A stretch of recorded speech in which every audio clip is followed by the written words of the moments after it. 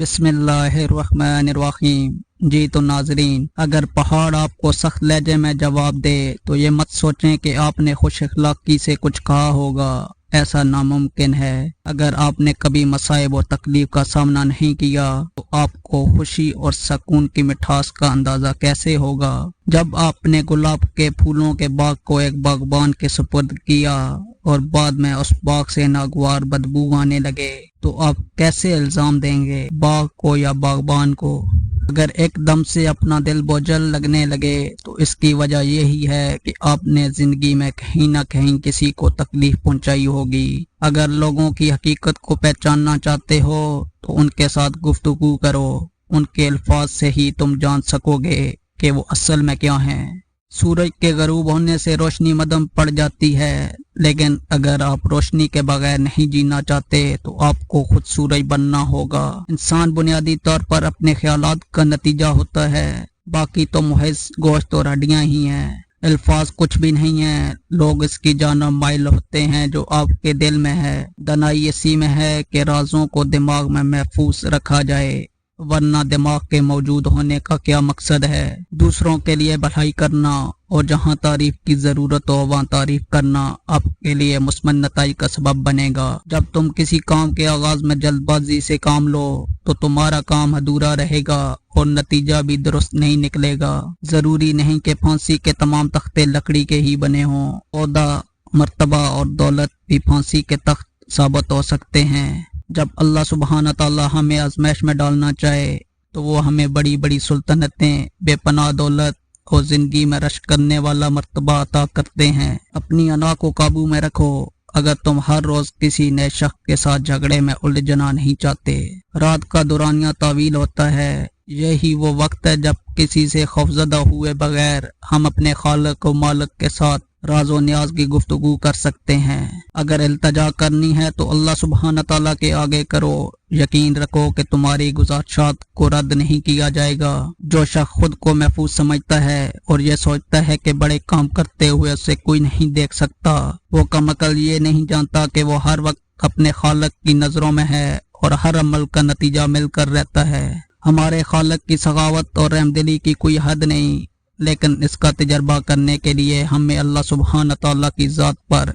दिलो जान से यकीन करना होगा। जब लोग अपनी तमाम ख्वाहिशात को हासिल नहीं कर पाते तो नाशुक्रे हो जाते हैं, क्योंकि लालच ने उनकी निगाहों को और उन नेमतों की जानब से फेर दिया होता है जो उन्हें पहले ही अनायत की जा चुकी हैं। हम अपने ख्यालात का जब तक इज़हार न करें तब तक वो महफूज हैं। कोई भी उन तक नहीं पहुंच सकता और न ही कोई उन पर काबू पा सकता है। तुमने तमाम दुनिया को छान मारा, लेकिन तब तुम्हारी तलाश सच के लिए नहीं थी। तो अब सच की तलाश के लिए तुम्हें इन तमाम मामलात को दोबारा देखना होगा। हाथी का बच्चा बड़ी शान से चलते हुए ताज़ा पानी के एक चश्मे के पास अपनी प्यास बुझाने को आया। जब उसने पानी में अपना अक्स देखा तो हड़बड़ाकर भाग निकला। उसे लगा था कि उसके रूबरू कोई वहशी दरिंदा आ गया है। वो बेचारा ये कहाँ जानता था कि उसने अपनी वो शख्सियत को पहली बार खुद को देखा है। अगर मैं सब्र से काम लूँ तो मेरी दुनियावी ज़रूरियात जैसा कि रुपया, पैसा, लिबास और दूसरी बुनियादी ज़रूरियात मुझ तक पहुंच ही जाएंगी। जब मैं इनके पीछे जाता हूँ तो जिंदगी जहन्नम की मानंद महसूस होती है और मेरी जात कहीं पीछे रह जाती है। अगर खुदा आपका हामी और नासर न होता तो इसके लिए मोहब्बत आपके दिल में कभी परवान न चढ़ पाती। ये ऐसे ही है कि गुलाब के फूल की अदमो मौजूदगी में इसकी खुशबू नहीं आती और मश्क की अदमो मौजूदगी में मश्क की खुशबू नहीं आती। जब हम दूसरों के लिए अच्छा सोचने की आदत डाल लें तो हम एक ऐसे शख्स की मानद जिंदगी गुजारने लगते हैं जो अपने घर के इर्द गिर्द फूलों के खूबसूरत पौधे लगाता है। जब भी वो बाहर देखे तो उसे यूं ही लगता है कि वो जन्नत में दाखिल हो गया है। महबूब को दिल का सुकून कहा जाता है। जानते हो क्यों? क्योंकि दिल को अल्लाह सुब्हान ताला की याद के सिवा कहीं भी सुकून नहीं मिलता। अपने अंदर मौजूद रोशनी तक पहुंचने के लिए हमें कामिल यकीन के साथ अपनी बेताबी से छुटकारा हासिल करना होगा।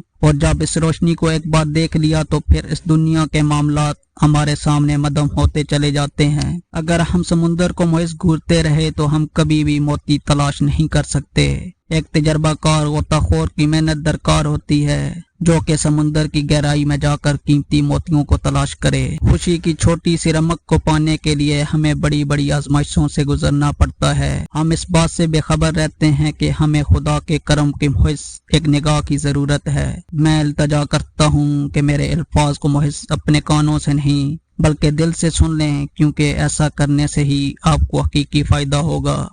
میرے الفاظ شاید آج تمہیں متاثر نہ کر پائیں، لیکن جوں تم پختہ عمری کی جانب سفر کرو گے تو تمہیں ان الفاظ کی حقیقت کا پتہ چلتا جائے گا۔ خود کو طاقتور نہ سمجھنا بہتر ہے، بھلے آپ اقتدار کے حوالے سے بہت زیادہ اختیارات کے مالک ہوں۔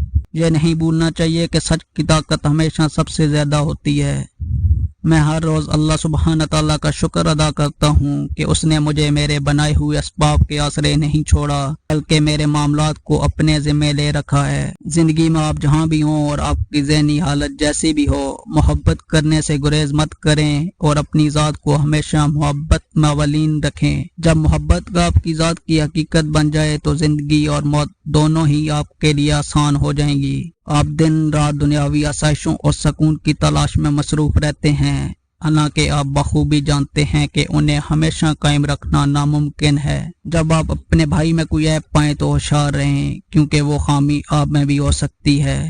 جان لیں کہ یہ آپ کی اپنی کمزوری بھی ہو سکتی ہے جس کا الزام آپ اس کے سر دے رہے ہیں۔ دنیا ایک ایسا آئینہ ہے جو ہر چیز کو واپس منعکس کرتا ہے۔